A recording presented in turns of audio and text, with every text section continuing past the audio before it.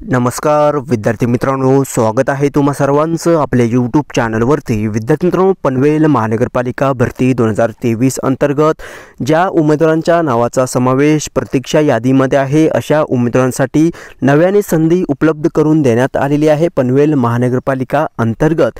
ते म्हणजे कागदपत्रे पडताळणीकरिता तुम्हाला बोलवण्यात आलेलं आहे। पाहूयात सविस्तर या व्हिडिओमध्ये तुम्हाला कागदपत्रे पडताळणीकरिता कधी बोलवण्यात आलेले आहे, कुठे बोलवण्यात आलेले आहे, तसेच विद्यार्थी मित्रांनो कोणत्या पदांकरिता या ठिकाणी प्रतीक्षा यादीमधील उमेदवारांचं दस्तावेज पडताळणी केली जाणार आहे हे आपण व्हिडिओच्या माध्यमातून जाणून घेऊया। तर पहा, पनवेल महानगरपालिकेच्या संकेतस्थळावरती प्रसिद्ध झालेल्या निवड सूचीमधील नमूद प्रतीक्षा यादीमधील उमेदवारांचे दस्तावेज पडताळणीबाबत या ठिकाणी पनवेल महानगरपालिका अंतर्गत अपडेट प्रसिद्ध झालेली आहे।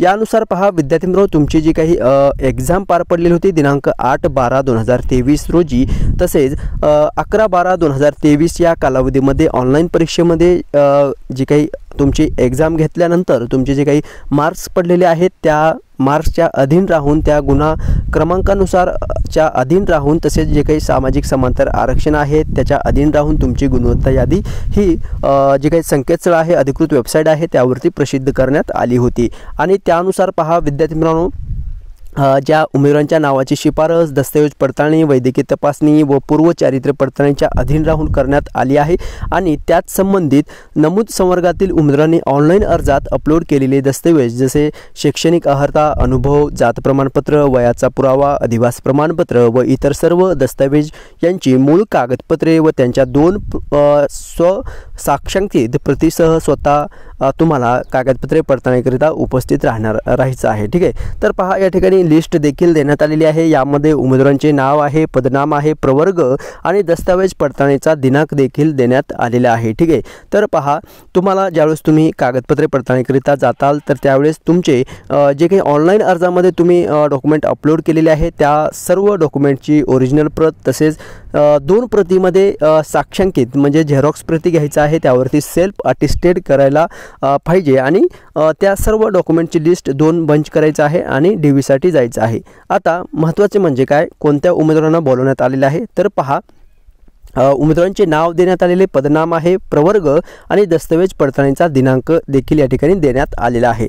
तर पहा उमेदवारांचे नाव आहे या ठिकाणी ओके रत्नमाला कांतू पवार, ओके महिला उमेदवार आहे आणि पदनाम पहा महिला व बालकल्याण अधिकारी, प्रवर्ग खुल्या प्रवर्गातून यांचं सिलेक्शन जे आहे ते झालेलं आहे आणि दस्तावेज पडताळणी दिनांक 11/12/2024 ओके। सो 11 डिसेंबर 2024 रोजी कागदपत्रे पडताळणीकरिता बोलवण्यात आलेलं आहे। विद्यार्थी मित्रांनो, तुम्हाला चेक करायचं आहे तुमच्या नावाच्या समोर काय डेट देण्यात आलेली आहे ओके। सो आणि तुम्ही ज्या पदासाठी तुम्ही जे काही अप्लाय केलेलं असाल त्या पदाचा देखील या ठिकाणी उल्लेख आहे। यामध्ये आपण जर पाहिलं पनवेल महानगरपालिका अंतर्गत महिला व बालकल्याण अधिकारी, तसेच सांख्यिकी अधिकारी, चालक, यंत्रचालक, परिचारिका, ANM हे देखील पद या ठिकाणी भरलं गेलेलं आहे। तसेच कनिष्ठ अभियंता यांत्रिकी, कनिष्ठ अभियंता विद्युत, कनिष्ठ अभियंता स्थापत्य ओके।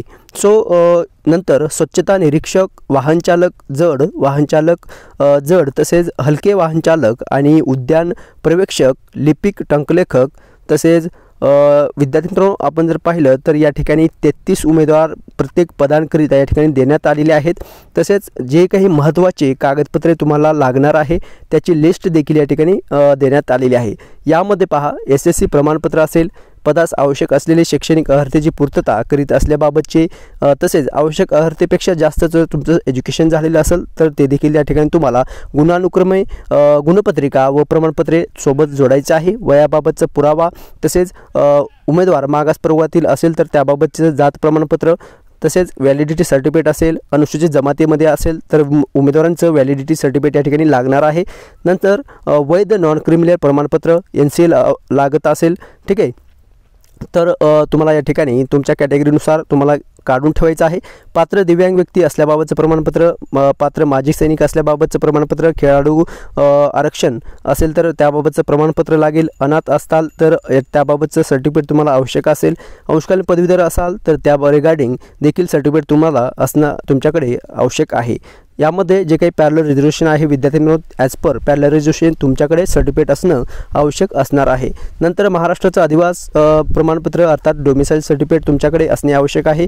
जर एखाद्या उमेदवारांच्या नावामध्ये बदल असेल किंवा विवाह झाल्यानंतर नावामध्ये बदल असेल तर विद्यार्थ्यांनो तुमचं विवाह नोंदणी दाखला अथवा राजपत्र तुम्हाला सादर करावं लागणार आहे. ठीक आहे.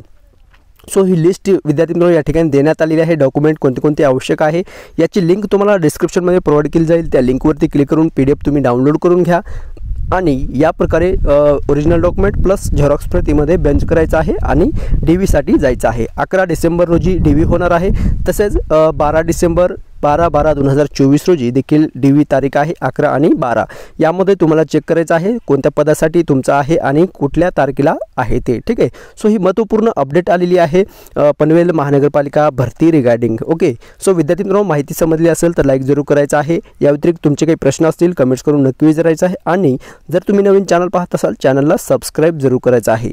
भेटत नेक्स्ट अपडेट घेऊन नवीन व्हिडिओमध्ये. धन्यवाद.